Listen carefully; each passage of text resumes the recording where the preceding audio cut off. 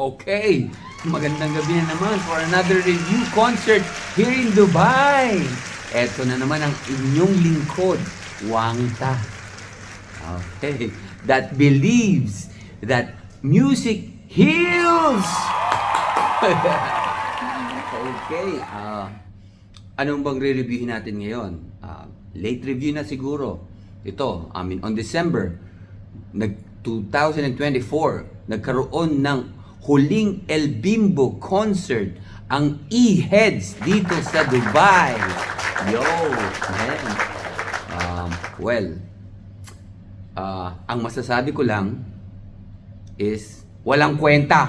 Oh my Walang kwenta. Walang kwenta kung hindi kayo nanood. Yun, walang kwenta, nonsense. Kung hindi kayo nanood, alam natin that E-Heads, yan, classic, nostalgic, almost hinahalintulad sa bandang Beatles. Hindi natin napanood, and I've heard from the stage, you know, they said 10 years ago pa nilang huling visit dito sa Dubai. And you miss it, guys. You miss it. Okay? So, anong masasabi natin ngayon? Okay? Masasabi ngayon natin sa huling El Bimbo 2024 ng E-Heads.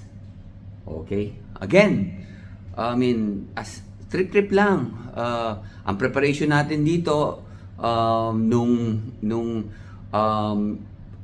nagpe-prepare na tayo to watch the concert of E-Heads is nag-open mic tayo. And then ang kinakanta nating mga songs ng dun sa open mic restaurant or venue is mga E-Heads. Mga E-Head songs, mga E-Head songs, no?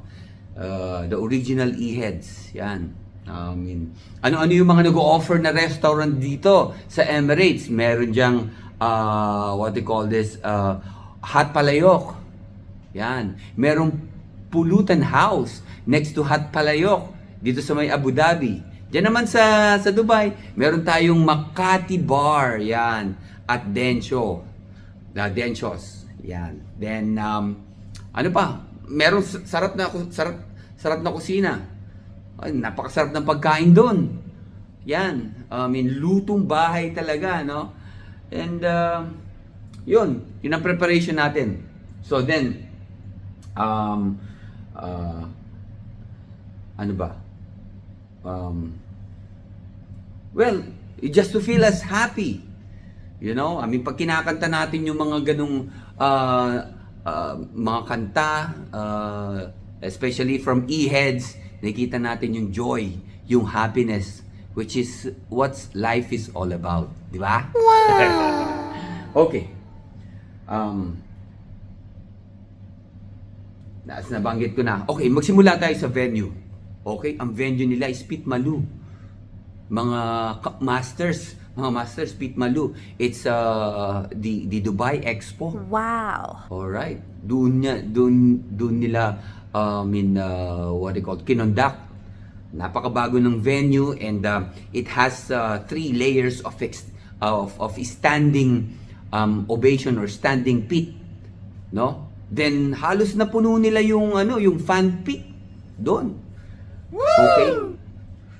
Sa mahal ng ticket, doon lang kami doon sa second pit. Okay? So, front act. Yung sa labas is okay, may entertainment. Nandun si DJ, yan, may DJ doon. Then what they call this, alluring ng DJ natin doon. Makikita nyo naman dyan sa natin, sa video natin. Then okay. So then yung Yana, okay, nandiyan na yung concert, no? The band, alam natin yan, the band, they are very skillful. From their own from their own instruments na hinahawakan, from the drummer to bass to lead guitar and to rhythm guitar. Makikita mo yung richness nung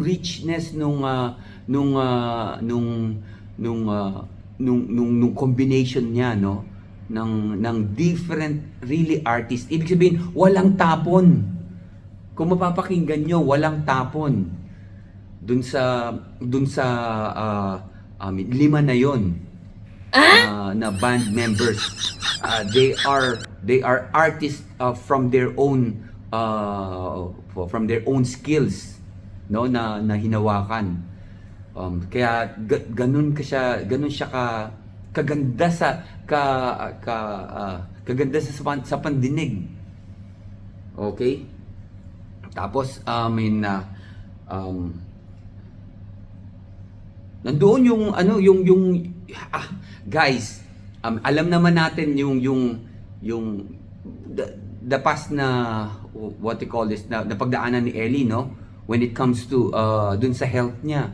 I've heard yung mga past concert niya is like medyo kinakapos siya, ganito ganyan. But itong huling El Bimbo niya sa Dubai, guys, totally parang hindi siya nagkaroon ng sakit, or parang walang naging previous health condition. Nandun yung signature na birit niya, no?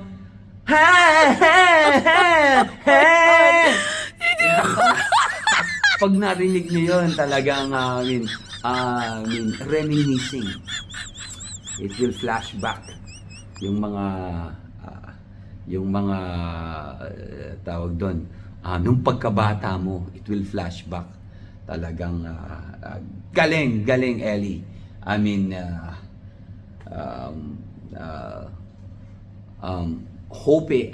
Praying and hoping for your real health. Alam natin na napakahirap ng business ng ganyan, ng pagbabanda. Alam natin yan, no? It will what they call this, risk your health.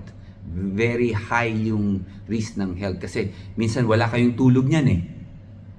Diba? So, guys, take it easy, calm down. You did your part already from the OPM industry. So I hope and pray for your health para mapakinggan pa namin yung mga nostalgic songs ninyo. Live. Okay? So songs. Nandun yung mga greatest songs nila, no? But yung ini-expect ko na kantahin nila yung mga English songs nila, guys, pakinggan nyo yun. Yung what they call it, Waiting for the Best on the Saturday. Tapos yung what they call this, Poor Man's Grave. Di ba? Poor man. Nako, yun lang hindi nila kinanta. Sana, I wish, no, sa bandang ito na, sana magkaroon kayo ng concert that you put it right there in your list. Yeah, dahil gustong-gusto ko yan. I believe itong mga, what they call this, could be unforgotten songs. Maraming may gusto nitong marinig from you guys. Yan. So, then, okay. Baka may sinasabi dyan si Combo. May sinasabi ka, Combo? Kasi sa yan sa yan, River Maya.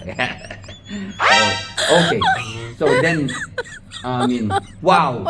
Itong gustong-gusto ko sa stage, sa production ng Eraserheads, yung signature nila, yung may background na parang nakaka-hypnotize, mga arts, mga multiple arts. Every songs they were singing, nag-iiba yung background ng screen na para kang nasa museum, no? It's moving art. I don't know what is called what is called that in the it could be a modern art. Wow. I mean, I don't know who's the person behind it, but truly that's your signature, guys. And yeah, souvenirs. Okay, eto. Dito kami magkakaroon ng negotiation ni Boy Toyo. Kakaiba. Boy Toyo! Kakaiba to. Black with their signatures. Oh Okay, Dubai. my Made from God. Dubai. Ha, baka hindi ko pa natitas, baka luminous pa yung signature nito. Magsisimula tayo, boys. Boss Toyo, magsisimula tayo sa 500k nito. Kaya, magantay ka. Bisitahin kita dyan. Okay, so, this is the thing. So again, mga masters, if you feel lonely, if you feel worried, music heals. Okay? E-heads, you're the best. Classic, nostalgic, best performance from the venue to the stage, from the performance until the ending. I mean, gusto ko yung ano nyo na fruitcake eh, because it was December. I mean, wow, na-feel namin yung ano. I think yung fruitcake will be part of forever Christmas songs ng mga Pinoy. Yan. There's a fruitcake for everybody. Oh my Galing mo God. talaga, Ellie. The best. Okay, guys. That I hope it gets you. Once again, music heals. Itong yung lingkod, Wangta Channels. Bye. Hashtag. Manood ako ng huling El Bimbo ng Eraserheads. Itong huling El Bimbo na to hindi pa ito matapos-tapos eh. Last year meron din ganito. Parang hindi huling El Bimbo ito eh. Di ba? But anyway, mamimit natin, papakinggan natin ulit ang classic at mga pitmalu ng ating Lodi Eraserheads. Yeah.